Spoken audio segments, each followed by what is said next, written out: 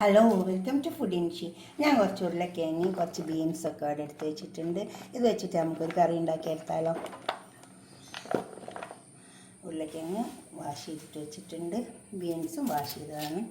ഇങ്ങനെ പീസാക്കി എടുക്കാം.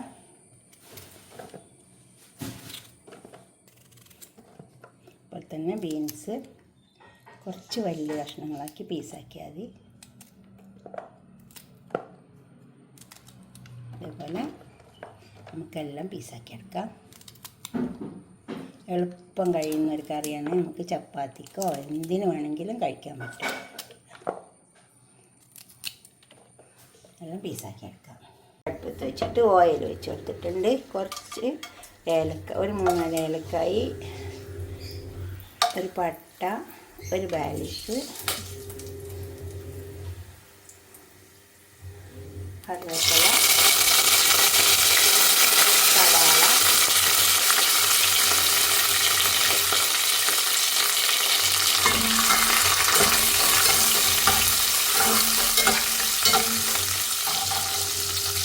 സവാള, ഇതൊക്കെ നന്നായി വരഞ്ഞ് വരട്ടെ. സവാളൊക്കെ മൂത്ത് വന്ന് അതിലേക്ക് നമുക്ക് കുറച്ച് വെളുത്തുള്ളി ഇട്ടെടുക്കാം.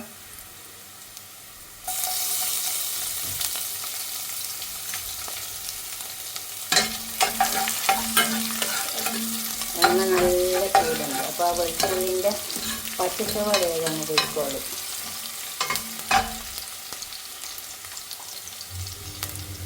പച്ചമുളക്,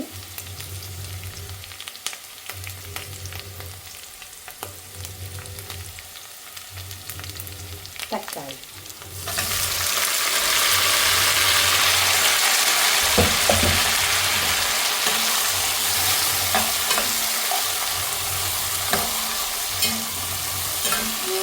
തക്കാളി വലിയ തക്കാളിയാണ്, അതായിരുന്നു ഇട്ട്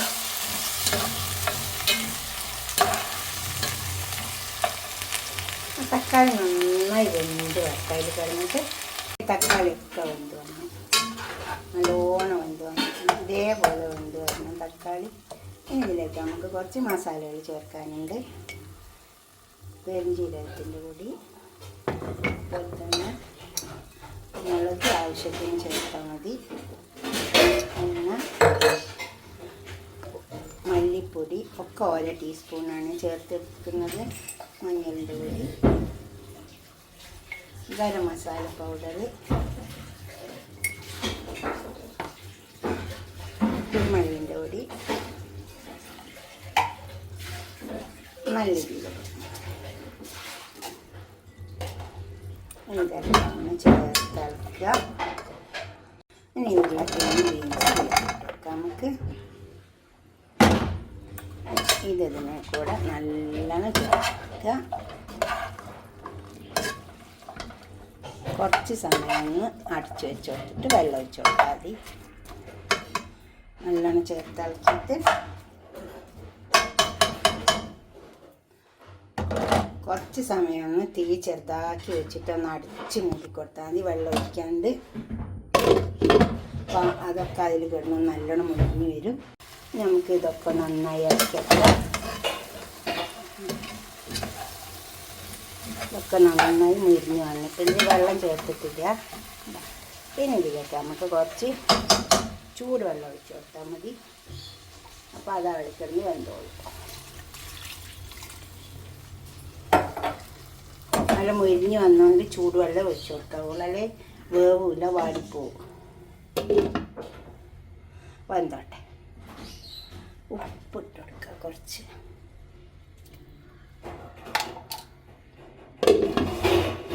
വെന്ത് വരട്ടെ. നമുക്ക് നന്നാക്കി വെക്കാം. വെന്തൊക്കെ നോക്കാം. ഇതൊക്കെ വെന്ത് വന്നിട്ടുണ്ട്, നന്നായി വെന്ത് വന്നിട്ടുണ്ട്.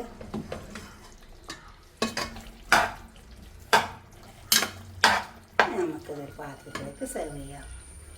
അതിന് മുന്നേ തോരികാനുണ്ടെങ്കിൽ കുറച്ചിട്ട് കൊടുത്താൽ കുറച്ച് നല്ലൊരു ടേസ്റ്റ് ഉണ്ടാവും കേട്ടോ. ഉണ്ടെങ്കിൽ മാത്രം ഇട്ട് കൊടുത്താൽ മതി, നിർബന്ധമൊന്നുമില്ല. കുറച്ചിട്ട് കൊടുത്താൽ മതി. അപ്പോൾ കുറച്ച് മല്ലിയില,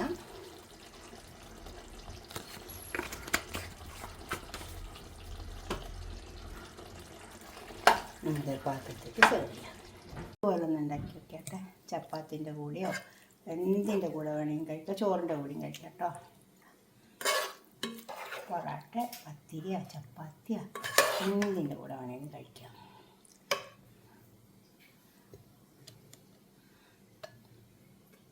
പട്ടൻ്റെ ഇല അതിങ്ങോട്ട് എടുക്കാം. നിങ്ങൾ അഭിപ്രായം നിർദ്ദേശമൊക്കെ ഒന്ന് കമൻറ്റ് ബോക്സിൽ അറിയിക്കുക. ലൈക്ക് ചെയ്യുക, അപ്പോൾ തന്നെ ഷെയർ ചെയ്യുക, സബ്സ്ക്രൈബ് ചെയ്യാത്തവരൊക്കെ ചെയ്യുക. ഫേസ്ബുക്കിലുണ്ട് കേട്ടോ, ഇൻസ്റ്റാഗ്രാമിലുണ്ട്, ഒക്കെ നോക്കിക്കോളാം. അടുത്തൊരു വീഡിയോ ആയിട്ട് നമുക്ക് പിന്നെ കാണാം. ബായ്. ഉണ്ടാക്കി നോക്കണേ. Okay, by.